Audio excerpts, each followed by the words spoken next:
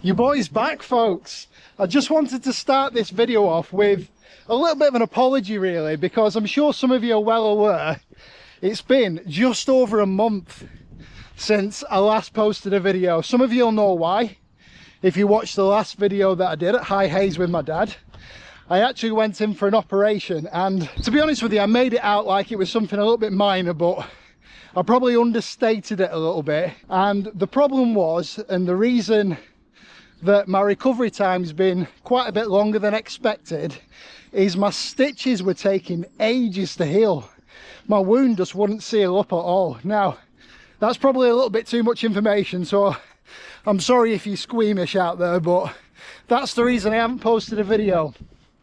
And not just that, but I've been working non-stop probably for the last 3-4 years while I've been working, and also building this YouTube channel up. And I was starting to feel the pressure a little bit because of how big the channel was getting. And I think a lot of YouTubers go through this. When you start getting bigger, the pressure mounts to create more engaging content, new content, you know, and you want to make your videos better and better and better. And what can happen is you just feel so much pressure that you get almost a little bit of stage fright when you want to come out filming. So I wanted to get myself back into a mindset where I just come out and enjoy the fishing, and I try and feel a little bit less pressure towards making content and stuff like that, because at the end of the day, you guys like the realism. I know that you like to see me get out here on my normal sessions, seeing what I do, seeing what bait that I use, seeing where I fish, and that's what you enjoy the most.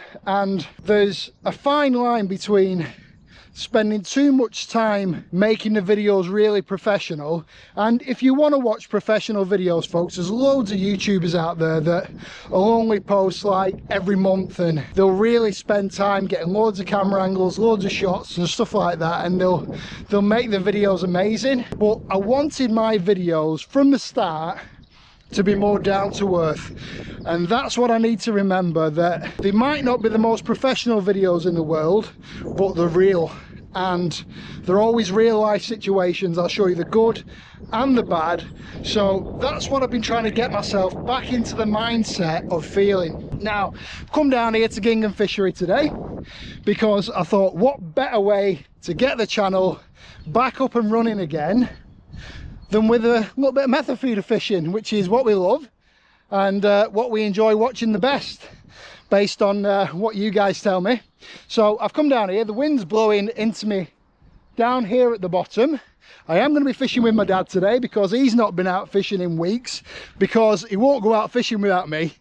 So he's coming down here, he'll be here in probably half an hour. I just wanted to get this introduction and explanation out of the way first. I'm travelling really light because I can't carry much. Although my stitches have healed, I'm absolutely shattered, folks. So I don't know how long of a session it'll be, but we're still out here, we're still giving it a go. I've got my rod bag. I'm going to be fishing one rod today because I don't want too much. I've got a couple of new gadgets to show you, which I'm excited about. I've chosen this peg, but I'm actually thinking that I might move down here a little bit more, probably to this peg here, or somewhere where I can still see what my dad's doing, just in case he gets anything decent. I think this peg will be a good one, but definitely want to be fishing into the wind. It's going to be really tough fishing today because it's just been bank holiday weekend, and the fishing after bank holiday weekend is always atrocious. Personally, I don't fish bank holidays because that's when the banks are most busy and it's awful for filming. That's why I don't fish weekends or bank holidays, so that's why none of you really ever see me about. At Gingham, when it's nice and when it's warm like it has been, they do like to go up in the water, the carp. So I have got some floating feeders with me as well, in case we want to try them and we want to be fishing 6 inch to a foot deep, something like that. So I've got options with me today, and this is the way that I'm going to be fishing, folks. This is how I'm going to be approaching the sessions from now on. Quick sessions, flyer sessions, fitting them in when I can, with the occasional long days and 24 and 48 hours thrown in. And what I've done to support this, I've got 2 of my Olympian tackle and bait mates, and I've got one for carp and I've got one for feeder fishing, and I've literally just got the essentials in it. So I'll throw in what I need for that particular session, and that's exactly what I'll take with me. Nothing else, and obviously my rods, my unhooking mat are mature as well, but that is it. I'm not taking any backpacks with me. I've already got enough with that, with my camera equipment. So I've got my floating feeders there, I've got a couple of rod rests, new rod rests, I've got my hook lengths and everything I need really. Obviously we've got the wafters with us, which is what I'm going to be using today on the method feeder. So I think that's enough yapping.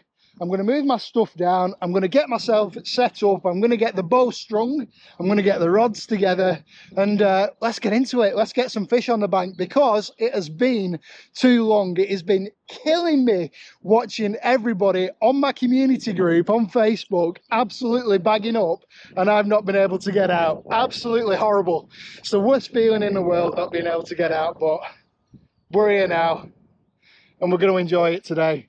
Let's go.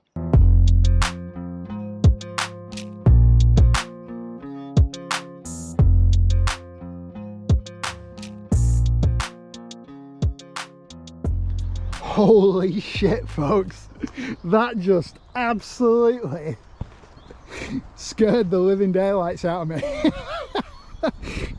My dad's peg's not looking very good here, but I'm sure he'll manage. I've got a lovely peg. Another thing I wanted to talk to you about as well, folks, while we're getting ourselves set up here, is we've just hit 15,000 subscribers on YouTube as well. How amazing is that? And I just wanted to say a massive thank you to everybody for subscribing to the channel and everything that you do for me, buying baits off the website, everything. I really appreciate it. So I've got 2 sweet corn wafters with me today.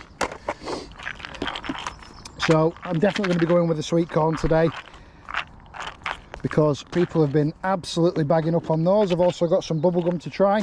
So I think they're the 2 main wafters that we're going to use today.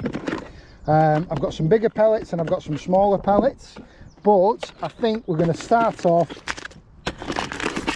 on the toffee orange 2 mils. And I think it's going to be a decent session today, so we'll mix up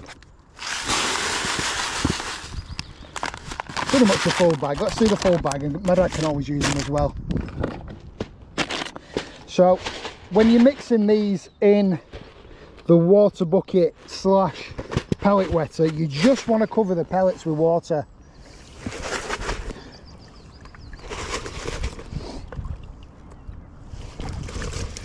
I'm talking like, you probably can't see it on the camera, but just so there's probably about 1 centimetre of water covering the pellets. That way you know that all the flavour is going to stay in and you're not going to be tipping it all away. So we'll zip them up, we'll leave them to absorb that water while we're getting our rods set up. Another thing I wanted to try is using my tackle and bait mate here as a rod rest. So I'm going to put a second rod out at some point, and this is going to be adjustable. I've got 2 bank sticks here. I've poked a hole in the bottom of these rod carrier tubes so that they go straight in and they'll actually poke into the ground a little bit, but that's secure enough that it's not going anywhere anyway, and we're just going to screw a bite alarm into there. So I started carrying my bite alarms in my camera bag here, so we'll get one of those. As I've said, I just want to test this out and see how stable it is, because I think that'll be fine. So we'll give that a go today. The reason that I don't like fishing after bank holiday weekends is you get people absolutely piling bait in and it can just kill the fishing off for a few days afterwards. So we'll see. I'm not making excuses already, I promise. So these have been soaking for about 2 minutes. And as you can see, they've taken on pretty much all that water, but there's still a little bit left in there, which is fine. So I'm going to zip this back up so they don't fall out. I'm going to tip the excess into our bait tub. And the smell of them toffee orange. Make sure I get it all out there. Usually what I would do is use this to mix ground bait, but sorry, I've just gone a bit dizzy there. I need to take it easy today, folks. I don't want to be doing too much. I'm actually going to chuck this down the margin, get that smell and clouds of attraction in there, think zigs. Oh wow, absolutely beautiful, that smell. And then tip our pellets out, actually. I'm going to give half to my dad so he can get fishing as soon as he gets here then. So we've both got some there. And as I've said to you 100 times before, make sure that you let your pellets sit for 5 or 10 minutes after you've soaked them, and they just take on the rest of the water and they become absolutely perfect, and they'll stop sticking into your feeder. If you try and jam them on your feeder straight away, they're just going to stick, and that's not what you want, obviously. Right, okay, so rod rests on the correct side there, because I'm either going to be fishing down here under this tree, I'm going to be fishing over there down the margin here, and I might have a third line just out from me towards the middle. We got to find the fish, folks, and I don't know whether I'm in the right swim today. I don't know how it's been fishing, and like I said, I'm expecting a tough day because we just had bank holiday. Let me show you this little nifty gadget here, folks. Now, this was recommended to me by one of my subscribers, Steve, so shout out to Steve for recommending this awesome little bit of kit here. Now, I get a lot of stick for never weighing my fish and just eyeballing them, so I needed a way of obviously weighing them quickly and just getting them back.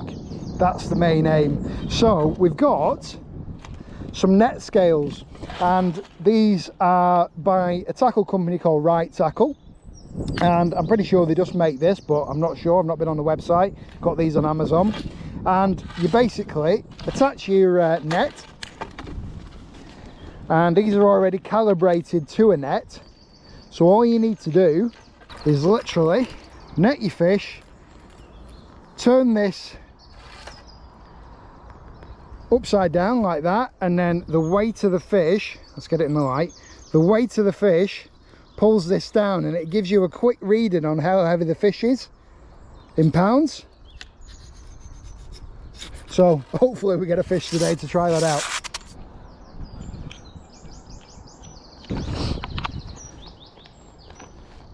Okie doke, just need to get a method feeder on and we're good to go. Let's go with a 35 gram and a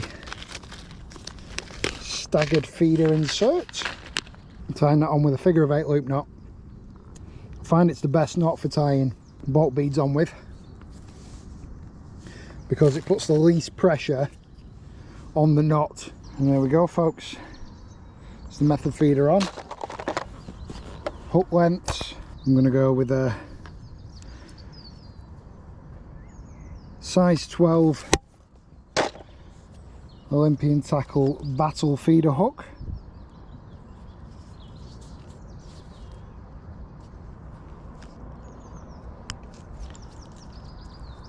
And we're good to go.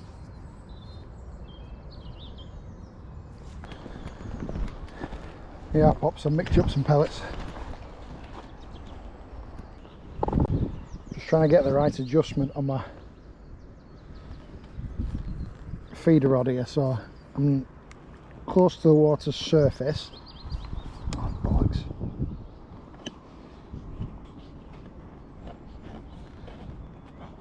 Be about right there, folks. I'm going to have a cast a little bit further out to start off with,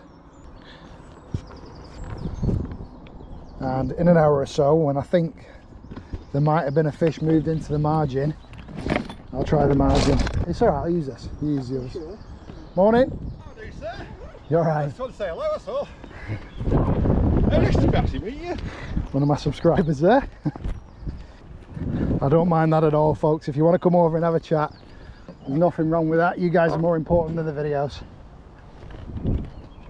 Nothing wrong with a quick chat. Right, I've just borrowed some OG sweet candy glaze off Pops, because I forgot my glaze as well. How could I have done that? Can't be fishing without glaze. Right, I'm gonna go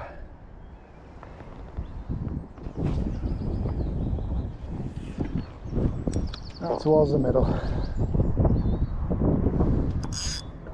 Oh, it's deep there. I forgot how deep it is here at Gingham. Okay, I'm going to put the rod rest on the near side. Feels, like I said, it feels a bit strange this. I've not been fishing in that long. I've forgotten how to fish.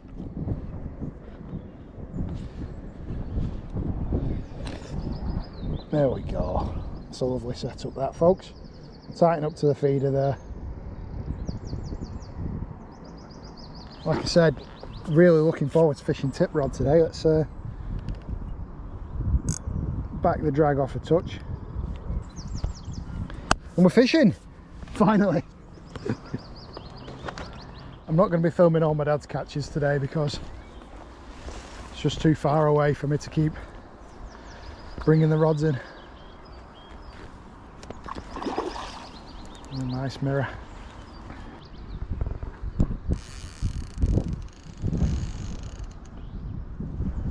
I forgot how hard they fight here at Gingham, with it being such a deep lake. I can see them all nudging the platform.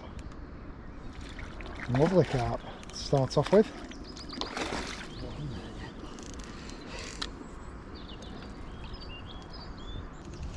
Sweet corn wafter.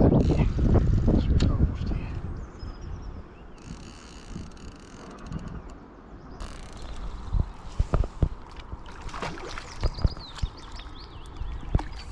It's pineapple, that, Dad? Yeah, it's pineapple wafter here.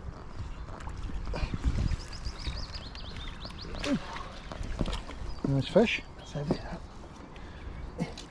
Yeah, five or 6 pounds easy. Let's have a look. Lovely fish mirror. I'll get my other rod set up in a bit and I'll stick a bit of a sleeper rod down the margin. I just wanted to try a rod on here and see how it is. So I'll probably have a rod out to the side like that down the margin here on a bite alarm. And I reckon that'll work great. I don't know about you folks, I bet that'll work fine. Well, it's stable enough, it's not going to get dragged in. So we'll try that in a bit. God, it's a good job I'm wearing my polarized glasses. That sun is so bright. Now, obviously, for my first session back, filming and fishing, I didn't want to do anything too intense, as I've told you. But I do plan on doing a special video to celebrate my 15,000 subscribers, and in that video there's going to be loads of giveaways. It's going to be an extra long video and a bit of a special really. So I plan on filming that next week. So please, if you've not already subscribed to the channel, now's your chance to do so. Hit that subscribe button and also hit that bell icon as well. That way you'll get notified when I post a video and you'll be in with as much chance as anyone else to win the giveaways. I'm going to be doing multiple giveaways in the video. I'm going to be doing some of my biggest giveaways yet on the channel, as I've said, to celebrate that 15,000 subscriber milestone. And I'll probably do something like this every 5,000 subscribers, which at the moment is going quick. So great way to stick around. I do giveaways all the time. I do giveaways on Facebook, I do giveaways on Instagram. It's just my way of giving back and thanking you for watching the videos, and also for the people that have stuck around for those 4 weeks of me not posting anything. I really do appreciate it. So really want to look out for that, folks. I've not 100% decided what the video is going to be about or what I'm going to be doing, but I've got a few ideas bouncing around in my head. I've always got ideas bouncing around in my head. It's a horrible place to be, my head, folks. It's just packed with stuff all the time. I'm probably a bit ADHD, to be honest with you, but come on, fish. So not had a twitch out there, so I'm thinking might be margin time. But I'm going to back my drag off. I'm going to get my other rod out. I'm going to have that set up down the margin here, I think. I know I said I was going to fish 1 rod, but can't do it. I need to fish 2 rods. I need to get a fish on the bank for you folks. I want to test these scales out on my net. It's taking my bleeding jumper off and it's gone freezing now. I've been wanting to try this for ages. Load the feeder up. Toffee orange wafter on. Loads of pellets. Loads of sweet candy glaze.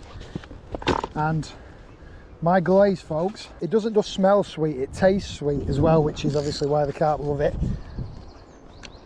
It's not all about smell, it's about taste as well. So I'm going to go out from this peg here and then watch this. Let's see if this works. Sink my line. I think now we could do with this rod rest being a bit higher, but let's fish a straight line down to the feeder because that's fine in the margin. So fishing it with a slack line so that if any carp swimming around in the margin there brush against it, they're not going to spook, they're not going to feel that line. So let's see if that works. I think it will. But imagine that you just taking what you need out for a quick flyer of a session, and you can set one rod up on your bag like that anywhere. You could be, I don't know, fishing from a canal bank where you can't get rod rests in. Anything. Possibilities are endless. So as long as you're using the right bank sticks and they're adjustable, you'll be fine. So 2 rods out now. I've got this rod here at a weird angle down here in the margin next to this tree. There must be carp down there, but obviously because it's so deep here in the margin, the line's coming out pretty much downwards towards where it is. Obviously if I start getting multiple fish from one spot, I'll take one rod out, but at the minute I'm just trying to find them. My dad's obviously got quite a few fish in his swim. Keep hearing his alarms going. He's had 2 or 3 fish so far.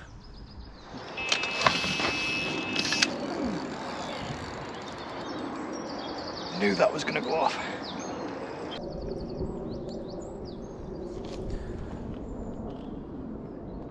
Back the drag off on that other rod. They're obviously in the margin now, so I haven't missed the pre-spawning margin action that we all love. Oh shit.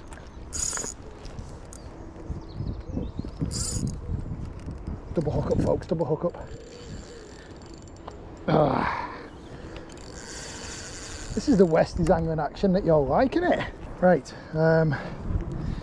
okay. What are we doing here? Playing 2 fish at once. Tighten the drag up on this.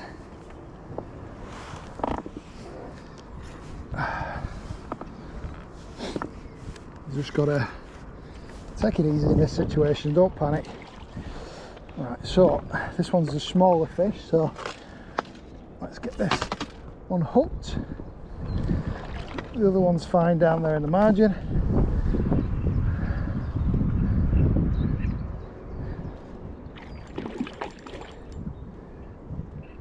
Playing the other one with my knees. Guide it in. Put that rod down to the side. Take the slack up on this. Right, okay. Well, we're not going to be able to use our weigher at the moment, so let's put my bait runner on that one. But there we go. Nice mirror, nice commentary. Bit of a parrot, but okay. Whew. So you just gotta take your time, not panic. It's a bit harder here because it's a tight swim. This is a bigger fish, this one. Slightly.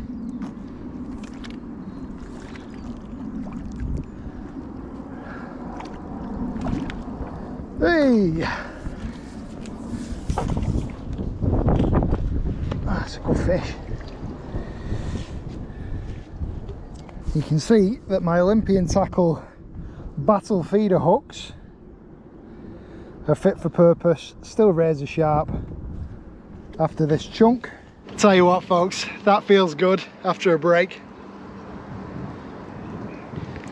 A dark gingham leathery common. So let's weigh it in the weigh net. So I'm going to hold it over the water, and you basically let go of the net, and that fish folks is £6 on the nose. Obviously the net's already taken into account with the device.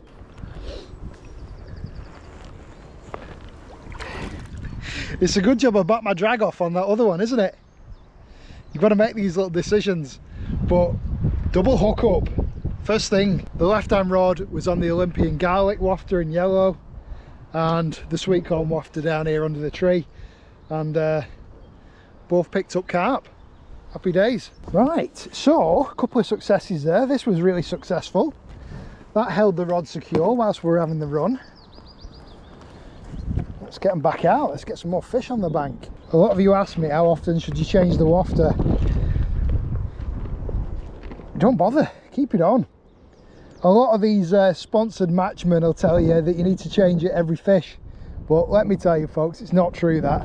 I think they just want you to go through the wafters quicker. So there we go.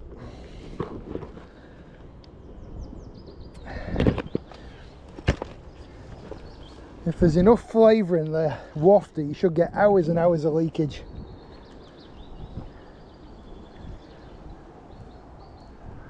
There we go.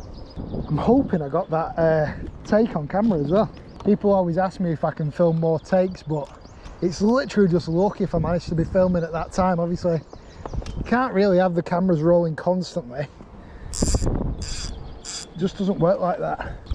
Obviously, it's much easier to get the takes on camera and get the tip being whacked round in summer, because the bites are more consistent and you can have the cameras rolling longer, and it's worth it. Whereas in the spring, when things are a little bit tougher, that's going to go soon. There's definitely carp in the swim there. I actually don't know whether to just not put this out a minute. I was a bit tighter in that time, and I just let it sink all the way down.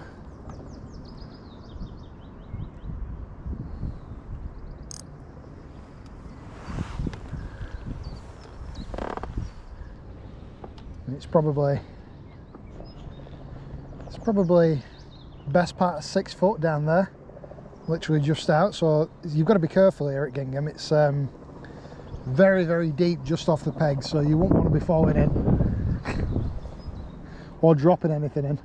I didn't give it enough attention over winter. I should have tried here more over winter, but I was too busy with my barbel campaign. So I had a little bit of a liner then on the one that's under the tree.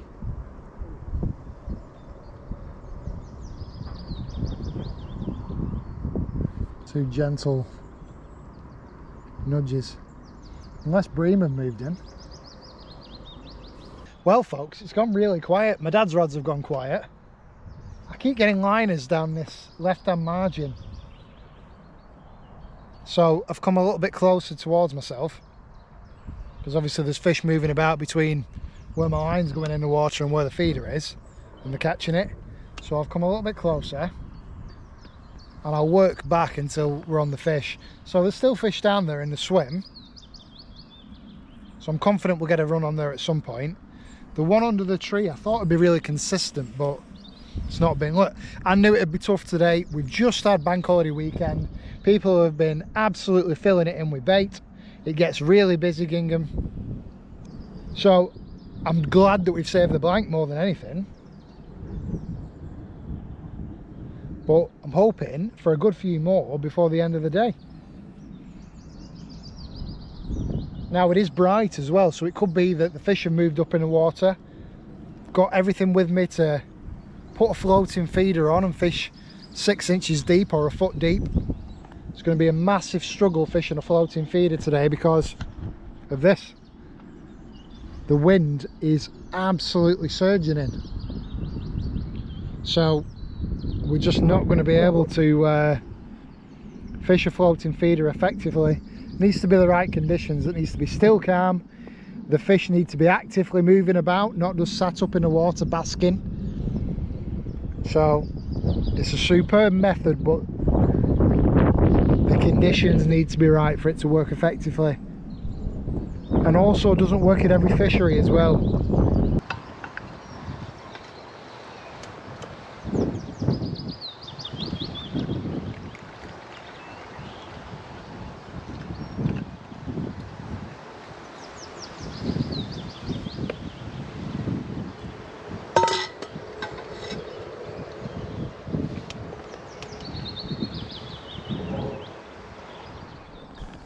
Right folks, I'm actually going to try further out.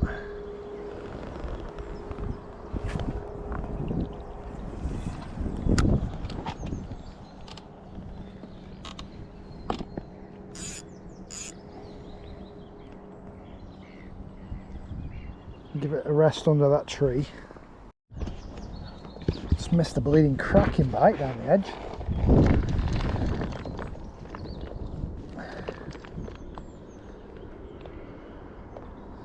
Could have been a big liner.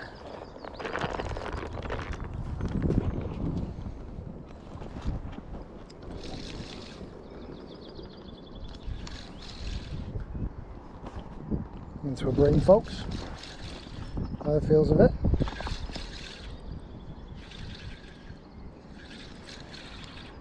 This one was further out. I did expect to get a bream further out, to be honest. No, it's not. It's a roach. Take that. Let's get it landed. Oh no, I'm on a thorn bush. It's a nice roach.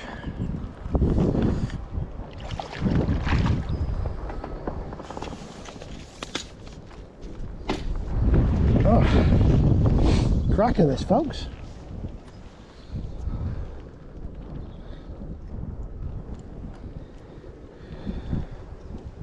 Look at that. It's a quality roach. Lovely. Red eyes. See if it registers on the scale.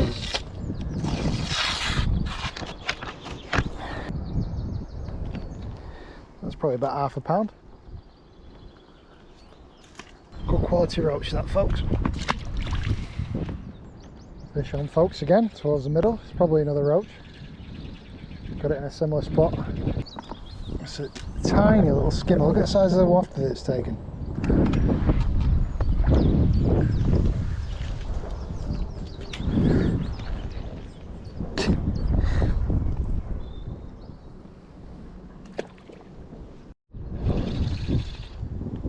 This was a cracking bite, and I don't think it's a carp. I think it's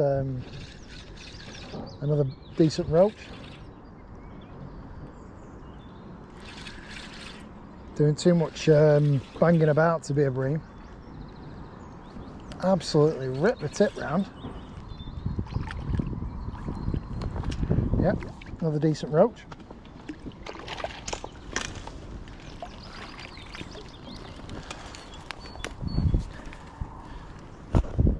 On the sweet corn wafters.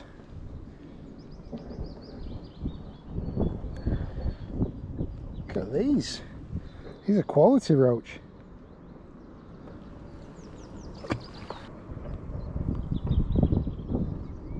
Taking 8mm wafters.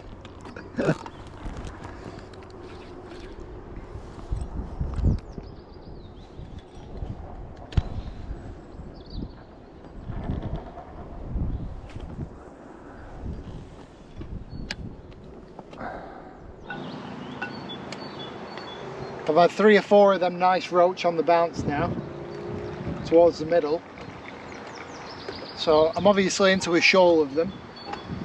And I can't believe they're taking these 8mm wafters. Must be really going for it.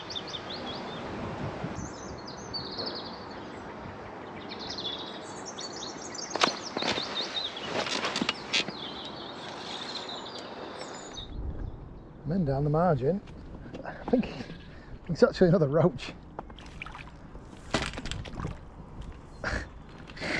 The roach king today.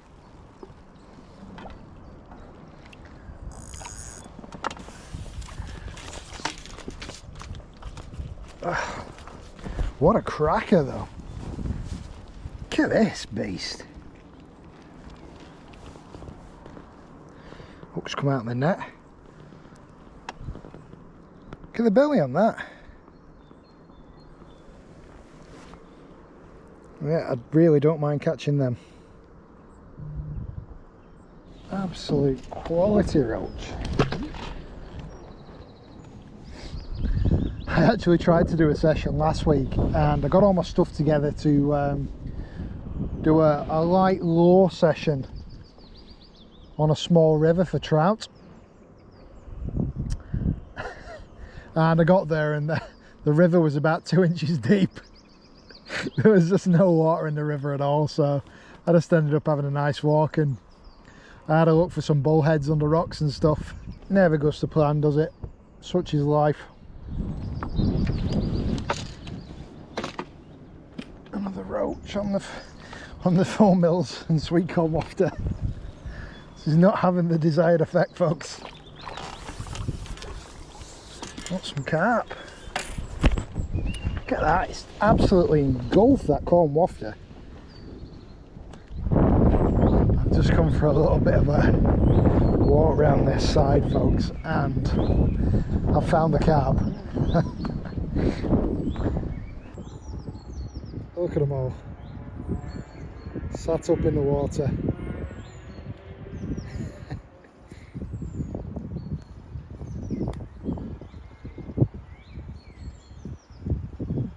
Loads. They're not stupid, are they? They know exactly where to get away from people.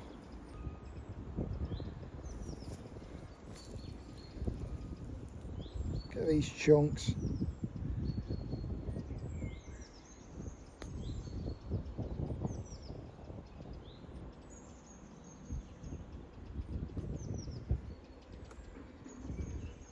That's a big one.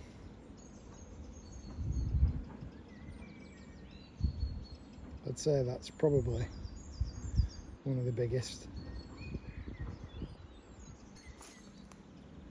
But there's absolutely tons of them. All moving around together. And one ghosty. Hey, they're all coming to you, Dad. Look at them all. They're swimming this way. Yeah, they've all moved up in the water. I think it's because this wind's died off. But have they been up in the water all the time? And you just can't see them because of the wind. Makes you wonder, doesn't it? Now, I think those fish would probably feed, but late afternoon, I think they'll go down for feed. Late afternoon, early evening. But I think we'll be gone by that time.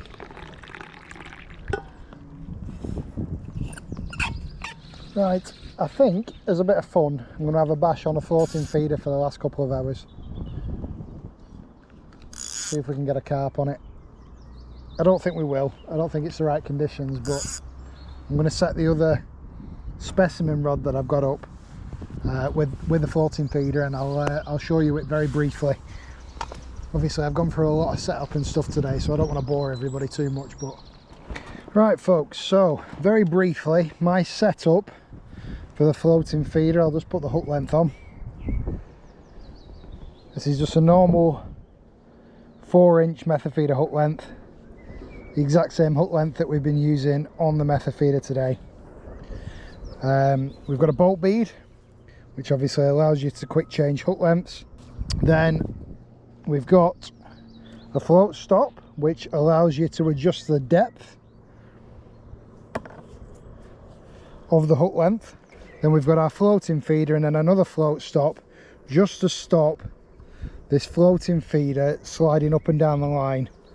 So that locks it in place. So I've got 2 medium float stops there, and the floating feeder is on a little swivel, so that can spin and it's not going to tangle. And these actually kick your main line and rig away from the feeder. And then obviously what we're going to do is we're going to load this with pellets, stuff them in tight, and then over time they're going to drop out. And then your hook length's going to be sat just under your feeder, like that. So that's how it's going to work. We're going to use a nice bright hook bait, fishing 6-inch deep. Let's take the method feeder out for now. There's loads of fish cruising here in front of me. Wind's died down a touch, so we're going to drift it through here, the floating feeder. So let me show you how I'm going to do that. Now obviously if you could use bread, that would be an absolutely ideal situation for any kind of surface fishing. Free line bread, you just can't beat it.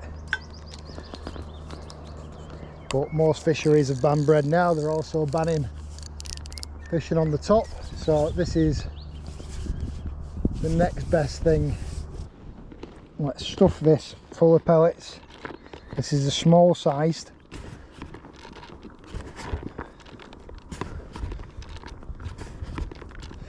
So that's stuffed. They'll take ages to come out of there. And absolutely load it with liquids, folks. Like, just cover the thing in liquids. And we're going to drift it past all these fish.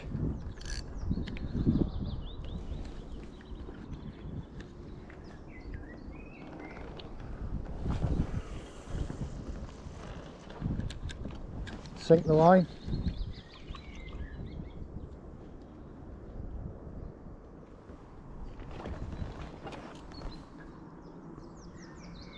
And I can just see it bobbing about on top there.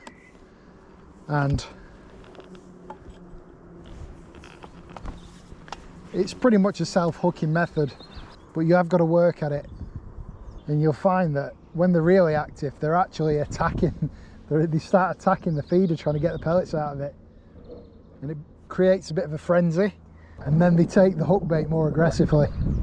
But the wind's blowing this, it'll drift to the left.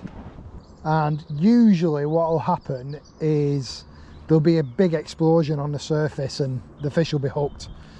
They hook themselves, and then because they bolt off, there's a bit of a splash. So we're just going to try this for a couple of hours. Just fishing one rod. Working it, casting it in, drifting it down, casting it in, drifting it down. And who knows, one of these fish that are cruising about, they might come over, investigate, see that bright hook bait, suck it up. Bob is your uncle, fine as your aunt. You've got a fish on. In theory. Seeing as the carp are being really shy, I'm just going to do something a little bit more subtle, and I'm going to loop to loop my hook length to the main line. And see if this makes a difference.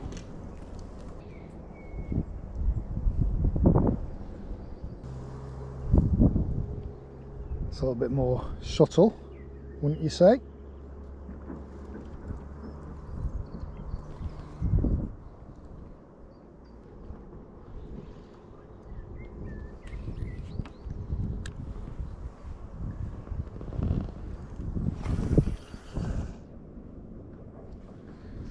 Yeah, it's a little bit more tangle free doing it that way as well, folks.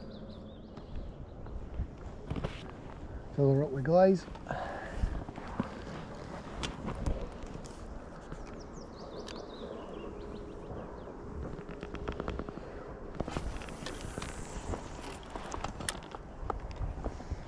Before I pack up, let me show you how this looks in this clear water here in the margin.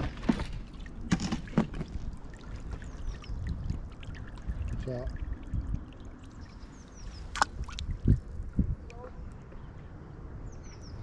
you can see that yellow hook bait and how visible that is, and it's sat just below the floating feeder, and there's pellets slowly dropping out, really slowly, and that's what you want. That's the presentation that you want there. Well folks, I've had quite a few carp knocking the floating feeder, but I haven't managed to get any hookups for whatever reason.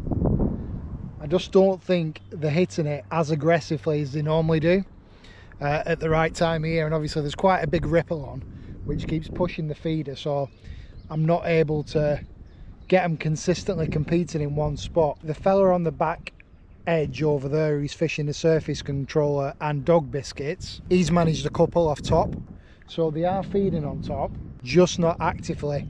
Like I said to you, surface controller, if it's allowed, is definitely the way forward. So as I said, the floating feeder is the next best thing, but we've not managed to get anything on it. I just want to say I really hope you've enjoyed this first video back after a month. It's not been a complete disaster of a day. Me and my dad have still managed quite a few fish each. I've had loads of nice roach. I've had a couple of carp today, so I'm chuffed with how today's gone after a bank holiday. So I'm probably going to have another couple of casts with the floating feeder, and then we're going to call it a day and get packed up. I might try and get out for another session this week, do a short session on PVA bags somewhere challenging for maybe bigger carp. I'll see what the conditions are like, and it'll be a spur of the moment trip.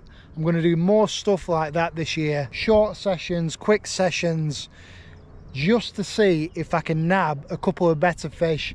I've had some really good evening sessions over the last few years, and sometimes in an evening session, like, I don't know, 4 o'clock to like 8, 9 o'clock, you can get a lot more fish on the bank than you can in these like morning to mid-afternoon sessions, because that's when a lot of the carp feel comfortable feeding. They'll all come on the feed and they'll start feeding up around the margins, and you can have some really cracking fishing. So it's well worth doing that. If you haven't tried that before, just go out for a couple of hours after work and see if you can nab a few carp. Right folks, I'll see you next time.